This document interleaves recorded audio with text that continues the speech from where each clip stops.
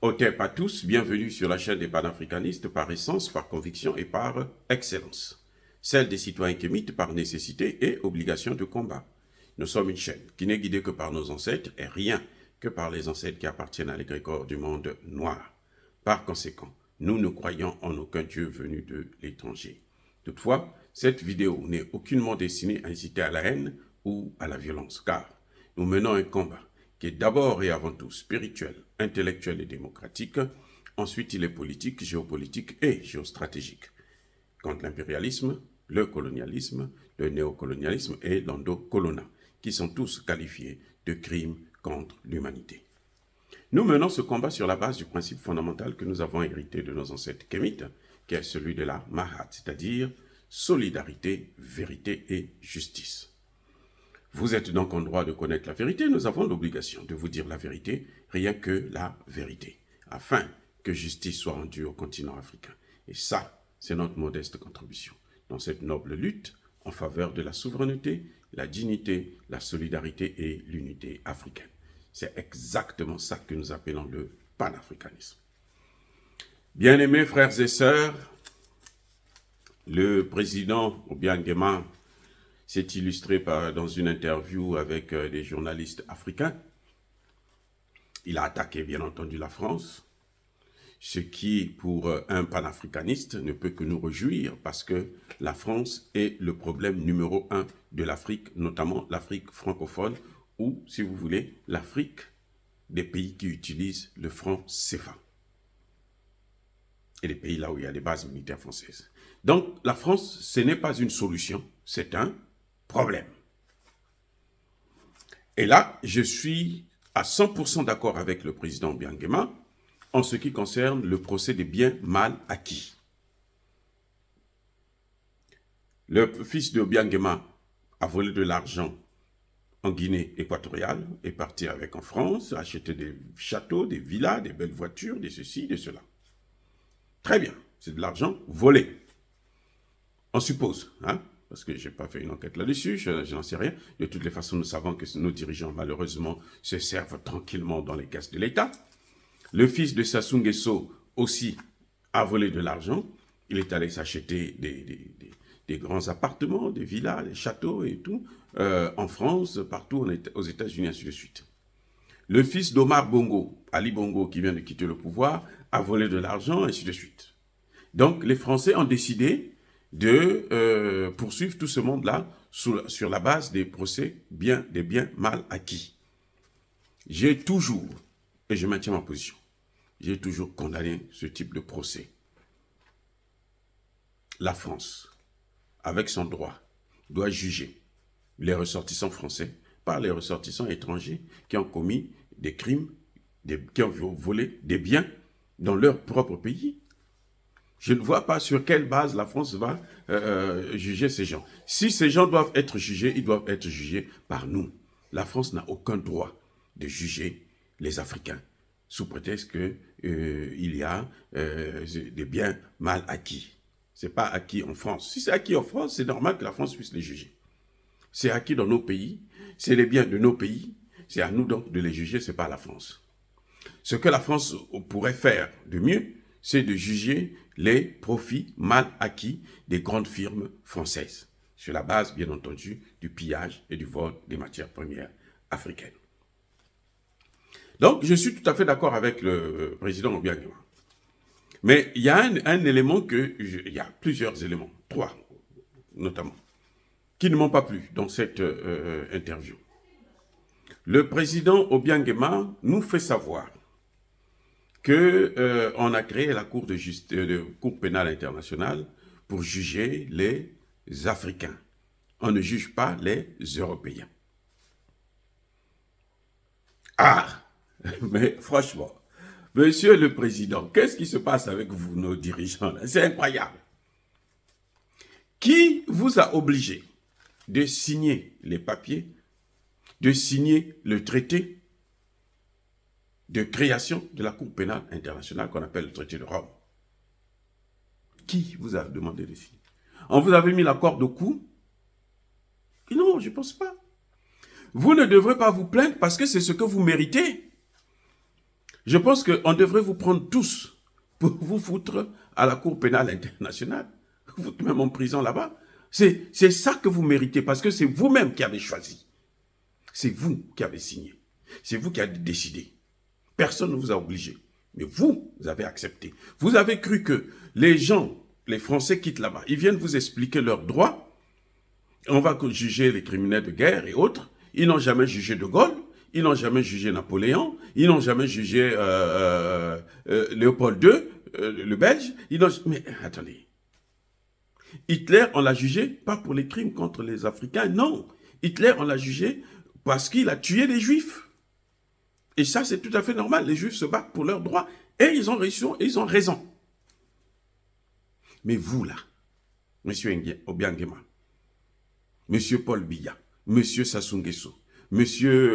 Bongo, maintenant, M. Nguema, M. comment dirais-je, Tshisekedi, hein, tous les M. Touadéra, M. Goïta. Si demain on vous amène dans cette cour-là, ça, c'est votre problème parce que vous-même, vous êtes signataire.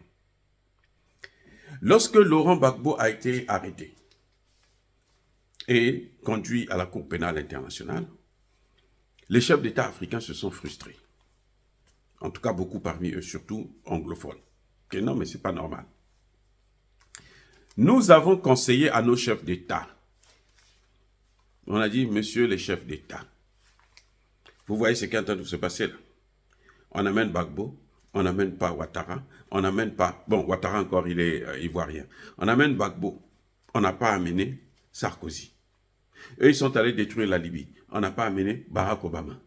Bush est allé en Irak. On n'a pas amené à la Cour pénale internationale. On a dit, messieurs les chefs d'État, il est temps que vous, en bloc, vous sortez de cette Cour pénale internationale parce que cette cour-là, elle est faite pour vous juger, vous, par des gens qui n'ont pas le droit de vous juger. Aucun chef d'État africain n'a décidé de sortir de cette affaire de merde. Donc si on vous amène, c'est tout à fait normal. Moi, je crois qu'aujourd'hui, les chefs d'État sérieux, africains sérieux, qui pensent que la Cour pénale internationale n'est pas bonne, ils dénoncent ça. Comme Assimi Goïta a dénoncé les accords de défense, il peut aussi dénoncer la Cour pénale internationale. Pareil pour Traoré. Pareil pour Tiani. Vous dénoncez ça, vous sortez de ça, laissez les Blancs eux-mêmes se débrouiller avec ça. Laissez-les. Vous avez vu que on veut traduire Poutine, alors que Poutine n'est même pas signataire. La Russie n'est pas signataire de ce traité. Mais on veut quand même le traduire, par force. Parce que c'est le droit occidental. Ce n'est pas le droit international. Ça, c'est le droit occidental. Donc, M. Obiang Nguema, qui peut encore prendre le droit de sortir la Guinée équatoriale de cette affaire de Cour pénale internationale, si ce n'est pas vous le président?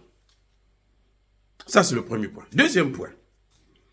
M. Obiang Nguema se plaint que parfois, ils achètent des produits en Chine, en Russie et autres. On bloque ces produits-là. La France bloque ça. La France a mis sur les pays africains, depuis la création du franc CFA, un embargo systématique. Quand les Français ne veulent pas que vous puissiez acheter un produit, ben, ils ne donnent pas l'argent, c'est tout.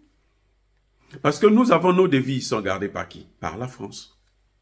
Donc quand Obiang Nguema va acheter le produit en Chine, ce produit-là, l'argent là, le CFA là, Obiang Nguema doit envoyer ça d'abord en France. Ou la Chine doit envoyer ça en France. La France traduit, échange ça en dollars ou en yuan et elle envoie en Chine et maintenant la Chine envoie le produit. La France refuse. Quand elle refuse, c'est la faute à qui? Monsieur Obiang Nguema, ça dit que je ne comprends pas nos chefs d'État africains. Hein? Nous avons dit, nous avons crié depuis des années. Nous sommes en train de crier. Surtout avec la montée en puissance du professeur Nicolas Agbourou, qui a tout détalé dans un livre. Il a tout... Alors, ça dit qu'il n'y a rien qu'il a laissé. Il a donné tous les détails sur les CFA, sur les conséquences, sur les avantages de sortir de la zone CFA. Et nous avons pris le relais. Nous en avons parlé. Tous les panafricanistes que vous connaissez de renom, que ce soit ceux d'Afrique Média, que ce soit ceux de New World TV, c'est-à-dire que tous les panafricanistes ont dit, monsieur, sortez là, Africains, sortez de là. Ce n'est pas nous qui prenons la décision, c'est vous qui prenez la décision, monsieur Obiangema. Si vous ne prenez pas la décision de sortir de franc CFA, ne vous plaignez pas. Ne vous plaignez pas. Vous allez vous plaindre auprès de nous. Qui va aller demander à la France, qui va aller signer pour sortir, qui va dénoncer le franc CFA? Nous avons fait notre travail. On a tout expliqué. On a demandé, voici la solution si nous voulons sortir de la crise de la pauvreté. Voici la solution. Mais vous ne voulez pas. Vous insistez à rester dans une zone qui ne vous rapporte rien en dehors des problèmes et le sous-développement, qui vous empêche de vous développer. Attendez, comment la Chine, vous traitez un marché avec la Chine ou avec la Russie, comment la Chine ou la Russie peut bloquer ce marché? Comment? Dites-moi, qu'est-ce qui se passe? Comment la Chine peut bloquer ce marché? Mais c'est parce que c'est à travers, la France agit à travers le franc CFA. Les Chinois ne changent pas le franc CFA. C'est une monnaie qui n'est pas convertible. On ne peut pas la changer. La seule institution qui peut changer ça, c'est la Banque de France.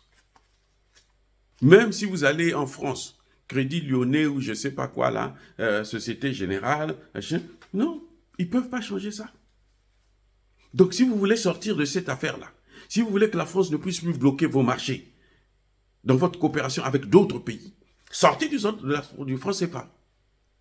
C'est pareil pour le Congo-Brazzaville, c'est pareil pour le Cameroun, c'est pareil pour la Guinée, c'est pareil pour le Niger, c'est pas la Guinée équatoriale, je veux dire, c'est pareil pour le Niger, c'est pareil pour le Mali, c'est pareil pour le Sénégal, c'est pareil pour la Côte d'Ivoire. Vous tous, vous êtes des esclaves de la France, vous êtes des colonies françaises tant que vous utiliserez le franc CFA. C'est tout. Maintenant, quand tu es chef d'État et tu te plains, alors que tu sais très bien, tu as la solution dans tes mains, tu ne veux pas la prendre. Mais alors, qui va pleurer à ta place? Qui va faire couler des larmes pour toi? Monsieur Obiangema, il y a un problème avec nos dirigeants. Si c'est Alassane Ouattara qui le fait, moi je comprends, parce qu'Alassane Ouattara est le serviteur numéro 1 de la France. Donc il doit faire ce que la France lui demande. D'ailleurs, Alassane Ouattara ne se plaint pas. Alassane Ouattara trouve que le franc CFA c'est pour nous, ça nous appartient, alors que le président burkinabé l'a dit à la tribune des Nations Unies. Le brevet est au nom de la France.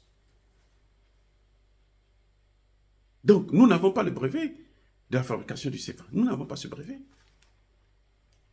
Donc, si, monsieur Obiangema, vous voulez éviter cette affaire-là, il est temps pour vous de dénoncer le franc CFA. Au lieu de nous amener, ça fait 10 ans que les chefs d'État de l'Afrique centrale sont en train de réfléchir s'il faut changer le CFA ou pas. C'est-à-dire qu'ils sont encore à cette étape-là, s'il faut. Si le CFA c'est bon, si le CFA c'est pas bon. Alors, tous les vrais experts, je dis bien les vrais experts, pas les agents de ces banques-là, hein, de la BEAC et autres, tous les fonctionnaires de la BEAC, là, ils sont payés par la France, donc pour eux, ils gagnent beaucoup d'argent, pour eux, c'est bien de garder ce système-là. Mais les experts indépendants, les chercheurs africains, les politistes comme nous autres, là, nous avons dit depuis très longtemps, le CFA là, moi j'ai soutenu ma thèse en 97. Je parlais du CFA. Je disais que c'est une mauvaise monnaie. Ça peut pas nous, c'est ça qui est la cause des coups d'État en Afrique. Politiquement, moi j'ai parlé sur le plan politique, parce que c'est mon domaine. Je l'avais déjà dit. Mais nous avons des chefs d'État qui croient toujours au franc CFA. Alors, débrouillez-vous. Ne venez pas vous plaindre, monsieur Obiangema. Ne vous plaignez pas. C'est tout à fait normal. C'est tout à fait normal que vous ayez ce problème-là. Et c'est bien fait pour vous. Je pense que la France devait faire plus, parce que la France ne peut pas vivre sans l'Afrique. Et si les Africains ne veulent pas sortir, se débarrasser de la France, alors la France doit faire ce qu'elle doit faire. Elle doit nous coloniser, elle doit nous réprimander. Malheureusement, c'est des populations qui souffrent parce que vous êtes riches et vous avez beaucoup d'argent. On ne voit vos enfants, comment ils achètent des maisons, des voitures et autres. Mais sachez-le que vous n'avez pas le droit, vous devez avoir honte de vous plaindre, monsieur Obiangema. Je suis désolé, je vous aime beaucoup, je vous respecte, mais sur ce point, je trouve que c'est ridicule que vous vous plaigniez pour ça, alors que vous avez la solution dans les mains. Et un autre problème que je veux soulever, que le président Obiang-Nguema a évoqué, c'est, comment dirais-je, le financement de l'Union africaine par, comment vous appelez ça, l'Occident. 70% du budget de l'Union africaine, c'est l'Occident qui paye. Mais, monsieur Obiang-Nguema, vous devrez avoir honte de révéler ces choses-là à la jeunesse africaine. Est-ce qu'il y a des jeunes qui vous ont dit que non, nous, on a besoin de la France pour nous? Si vous n'êtes pas capable de financer votre institution, ne créez pas cette institution. Parce que si vous créez une institution que les Occidentaux vont utiliser à leur compte pour nous dominer encore, ça ne vaut pas la peine, monsieur Obiang-Nguema. Même le putain de bureau comment on appelle le building de l'Union africaine, là, c'est un don des Chinois. 250 millions de dollars. Tous les chefs d'État africains, tous les États africains n'arrivent pas à trouver 250 millions de dollars.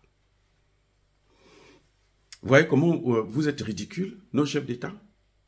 Pas seulement vous, Obiang-Nguema, parce que vous tous, vous êtes tous ridicules. Pour prendre des sanctions contre le Mali, contre le Burkina Faso, contre le Niger, l'Union africaine est obligée de prendre des sanctions. Vous savez pourquoi? La CEDEAO est obligée de prendre... Vous savez pourquoi? C'est à cause de ces 70-là, pour ceux qui donnent. C'est leur argent. C'est à eux de dicter la politique que vous devez mener. Ça va de soi. Monsieur Obiang-Nguema n'a aucune raison de se plaindre. Il devrait au contraire se réjouir. Parce que c'est ce qu'eux, ils veulent. Nous avons 54 États. Si chaque État donne 2% de son PIB, 2%, on peut faire fonctionner l'Union africaine et avoir même des excédents. Mais vous avez des États africains qui, ils ont l'argent, je dis bien, ils ont l'argent. Ce n'est pas qu'ils sont pauvres. Nous, on n'est pas pauvres. On n'est pas pauvres, puisque nous avons les matières premières. La moitié des matières premières dans le monde, là, ce sont nos matières premières. Nous les avons. Donc, comment on peut dire que nous sommes pauvres? Nous ne sommes pas pauvres. Mais nos chefs d'État continuent toujours à nous appauvrir, à nous prendre pour des gens qui n'existent pas, qui sont vulgaires, qui sont des imbéciles, qui n'ont jamais étudié, qui ne peuvent rien faire de leur vie. Mais ça se retourne sur eux-mêmes. Puisque là, quand on regarde les bilans de tous ces chefs d'État francophones, il n'y a aucun chef d'État qui peut se réjouir, auquel on peut se réjouir de son bilan. Et non. En tout cas, surtout sur le plan économique. Parce que le franc CFA est un frein à notre évolution. Le franc CFA est un frein à notre développement. Vous voyez? Le franc CFA, là, c'est une monnaie nazie. C'est un système que Hitler avait mis en place à l'époque pour gérer la France du général de Gaulle. Donc, quand vous vous plaignez, c'est vraiment, vraiment ridicule.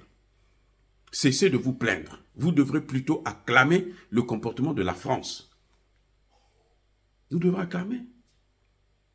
Regardez, M. Nguema vient de prendre le pouvoir. Non?